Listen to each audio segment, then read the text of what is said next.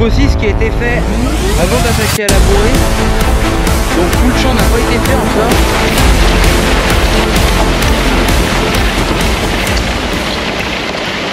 Bonjour à tous. Alors aujourd'hui c'est parti pour aller labourer. Donc pour ce faire on va utiliser le Fendt 722 Vario. À l'avant une masse assez lourde. Et à l'arrière on retrouve une charrue Conseskild 6 corps non-stop hydraulique. Donc là dans la montée sur le fumier il patine un peu. Là il vient de tourner la charrue. Il y a un vérin exprès pour la tourner. Et là il redémarre.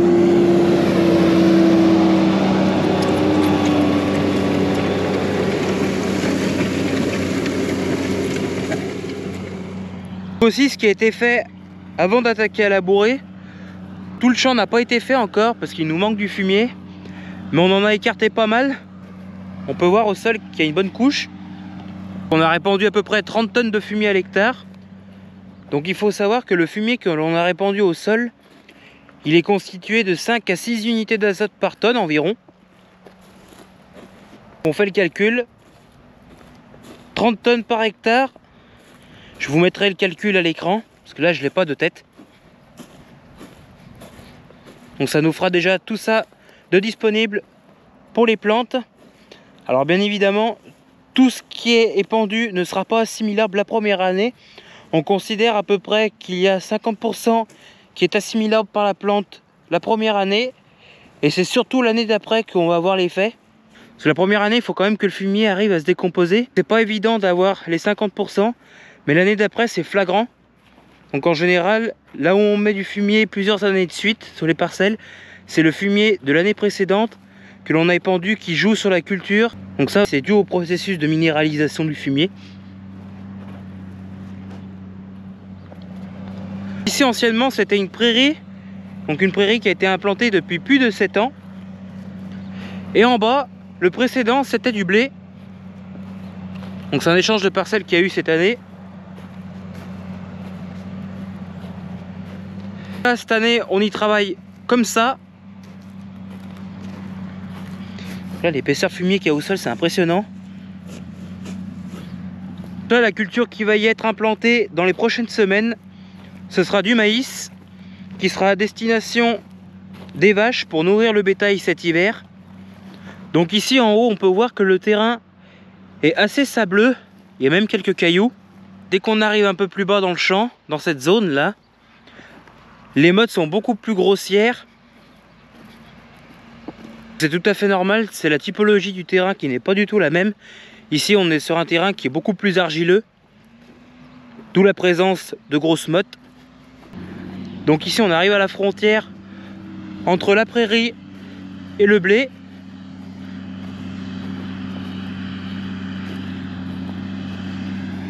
La limite était ici.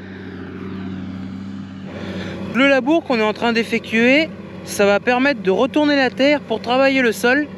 Il y a d'autres manières aussi, on peut utiliser un déchaumeur à dents ou à disque. Mais là, c'est la charrue qui est utilisée. Donc la charrue, elle est constituée de plusieurs corps. Et un corps en lui-même est constitué d'une rasette à l'avant.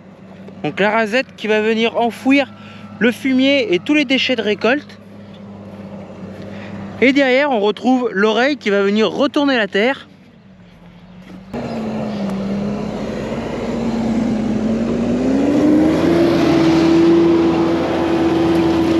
La rasette enfouit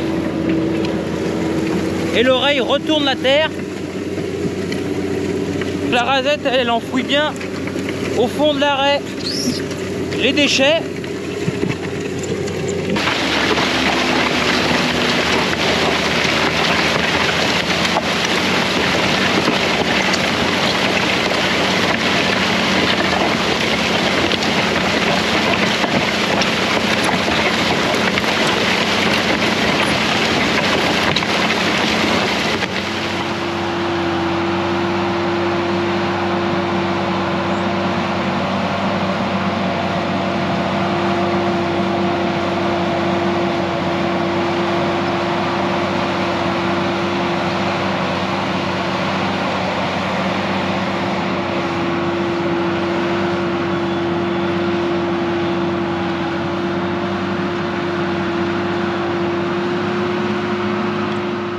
Donc cette charrue est équipée du système non-stop hydraulique. Ça c'est génial.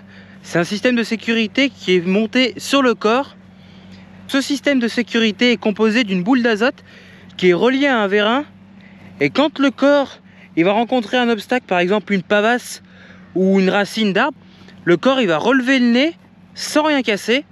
Et ça permet d'éviter d'avoir recours à un système de sécurité ordinaire, comme un système de sécurité avec des boulons par exemple. Parce que les boulons, un boulon ça peut arriver à casser extrêmement facilement. Donc l'inconvénient quand même de la boule d'azote, c'est qu'il faut quand même y contrôler assez souvent, notamment y remettre de la pression quand cela est nécessaire. Parce que sinon la sécurité ne fonctionne pas. La charrue est équipée aussi d'un système qui s'appelle vari-large. C'est un vérin qui va venir élargir plus ou moins la charrue. Ça c'est super pratique. Ça permet de régler l'espacement entre les corps. Donc le maximum c'est 50 cm je crois. Et plus on va réduire l'écartement, plus ça va faire des petites mottes dans des terres argileuses. Donc là le vari-large il est ouvert à fond. Il n'y a pas besoin qu'il soit rentré de trop. L'avantage que le vari-large soit déployé au maximum, c'est qu'on laboure plus large, donc on avance plus vite. Et ça fait quand même des petites mottes. Il peut y avoir des mottes qui sont beaucoup plus grosses que ça. On est assez satisfait du résultat. Donc c'est parfait. Faut pas labourer plus profond, ça sert à rien. Certains peuvent dire que le labour c'est un génocide pour les vers de terre. Alors là je suis absolument pas d'accord. Vous voyez, il y en a un ici qui est super en forme. Donc lui, il va venir manger cette matière organique qui est le fumier.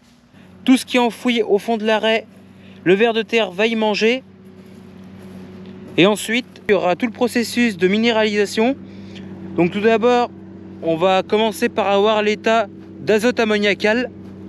Puis après de nombreux états en nitrite et enfin en nitrate. Donc la forme minérale de l'azote.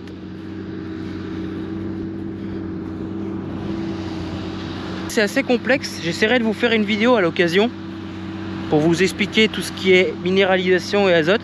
Je vous avais déjà fait une vidéo sur ce qui est épandage d'engrais et tout, mais maintenant il faudrait quand même que j'en refasse une si j'ai l'occasion un jour. Donc je voulais aussi vous faire voir une espèce qui est présent à la surface du sol et qui est révélateur d'un sol qui est acide. C'est cette plante là que vous voyez, ça s'appelle de la mousse. La mousse c'est révélateur d'un sol qui est typiquement acide. Là il n'y en a pas beaucoup, des fois on peut en trouver plus. Ce qu'il faut faire quand on rencontre de la mousse sur une prairie, soit il faut y passer un coup d'air sa prairie ou un coup d'air splat, tout dépend de la façon de travailler, pour arracher la mousse. Soit autrement on peut y épandre un amendement, ça s'appelle du calcaire ou de la chaux. Là si on en constatait plus de la mousse, il faudrait éventuellement voir pour apporter un amendement, mais là je pense que ça va rester comme ça pour cette année. Donc là on est dans la zone qui n'a pas encore été épandue, un petit peu de la mousse.